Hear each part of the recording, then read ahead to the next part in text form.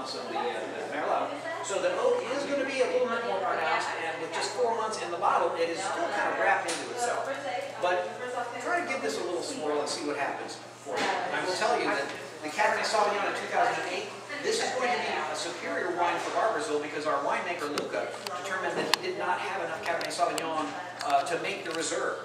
So some very, very beautiful barreling went into this wine right here. The best Cab Sauv, except for a little Octagon blended Cab Sauv, went into this very Octagon. I'm sorry, other way around.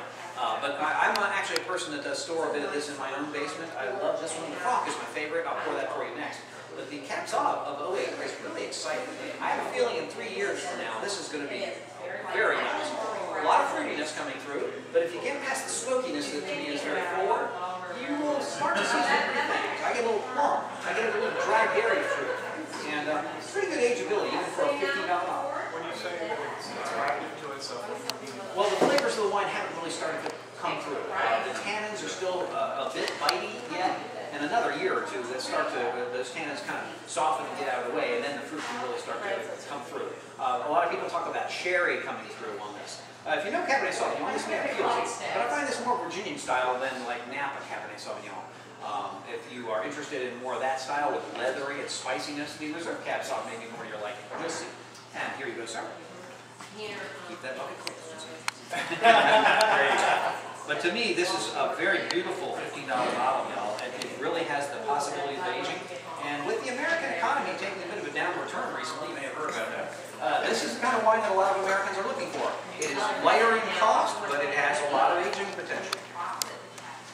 so as it gets older, it'll be less dry. Correct, yes. That dryness that the tannin offers will kind of relax a little bit, so everything starts to come together.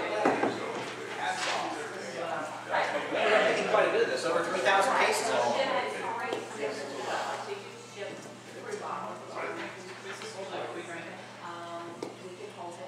It is difficult to hold a wine like this long enough for its best flavors to come through. I'll tell you that I opened in 2004, about 4 days ago, that I had in my basement for 2 years. It was quite beautiful. And the girlfriend, who's picky about reds, actually kept drinking it too. So maybe kind of good. She didn't just throw it up in the roast we made.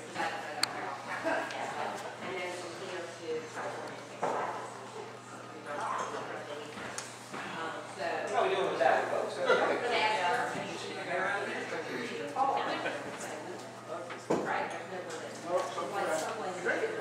He drank it!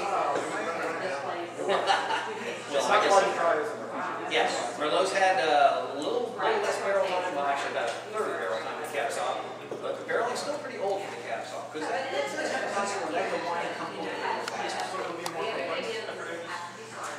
Complexity is up to your taste buds. It will show better, the tannins kind of just get out of the way. So yeah, that tends the tendency to give you more and more will come through. But some people actually have the opposite effect. It has the opposite effect on them. They just feel like it loses some of that. My tasting room manager, Ariane, actually loves a very young wine. She likes it with that big snappy bite. But that's your personal taste, guys. Nobody knows what you're tasting. We're one of 6.7 billion people on this planet, and nobody tastes it the same. I've actually gotten a confirmation of something that I've been talking about for years with customers. If you have an identical twin sister or brother, they are going to be very likely going to hate the wine you love. You never know. It's all a matter of what you are perceiving. And I had a pair of identical twin sisters on the bar about 2 months ago. One was all about the red, one was all about the white, and they had a girl between them, keeping them separate. Because they really didn't see wine eye to eye at all. So, be proud of it. And if anybody says, oh, you're going to love this, ignore them. They don't know. Smile and walk away. They really have no guess as to what your taste buds are offering to you.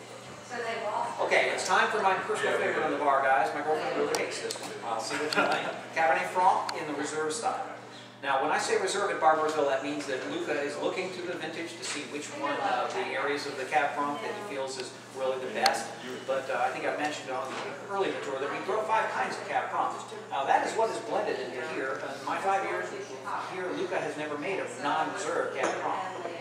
Some years it does seem to be better than others, but that's once again up to your perception. The Franc has had both a year in the barrel, French white oak, no American wood used on this. And the barrel is pretty young. After the Octagon's done with it, the barrel will go for the Cabernet Sauvignon Reserve, the Nebbiolo Reserve, the Cabernet Franc Reserve. and then lesser red wines until we retire. Beyond the barrel time, this also had a year in the bottle. We've only been pouring this about 3 weeks on the bar. The 2006 took a little while to sell out, so the 07 has really had a chance to start to pull together nicely. I happen to love it, but some people find it a little vegetable. There has a tendency towards that if you pick it too early, or if you're not careful about the leaves on the vine, that sort of thing, all that coming into play. My girlfriend said it tastes like somebody added olives to it. I don't know what her problem is, but that's okay. I'm the wine guy, she's the cook, it's okay. The Franc to me has a beautiful black pepperiness at first, and all through the taste, nose and palate, I get kind of this nose of currant and cranberry palate, more of sort of a deep cherry. It's a nice woodsy thing. So we'll see what you think of this, folks. It is very highly tannic right now, but its peak flavor is probably 4 years away. So this is definitely one that will pay you back if you've got that patience I was talking about. And we could talk about storage of wine if you folks are curious about it. Dark dry area? Well, you want it dark for sure, but the most important thing is your temperature. You want to try to keep the temperature nice and flat, as close to 55 degrees Fahrenheit as you can get it. You don't want to see variations in temperature on a daily basis to be more than 1 Fahrenheit. Otherwise, that oscillation goes up and down, and you age your wine quickly and not so well. You also always want to keep your wine stored on its side. Sideways wasn't just how they wanted to get rid of women in that movie. Also wanted to give you a little heads up as to keeping the cork against the wine. If you keep the cork against the wine keeps the cork's integrity high because it keeps it wet, it stays expanded.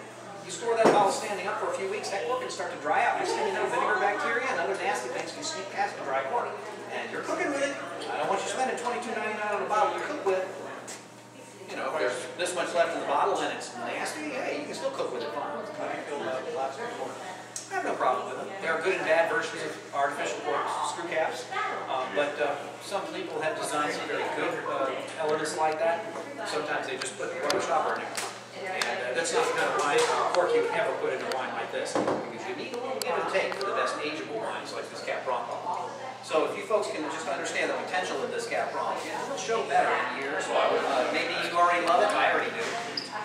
So it is temperature, Red sucks. it is sideways storage, no light, no vibration, and a little higher heat. What do you think? Oh, y'all drinking your wine? The red stinks.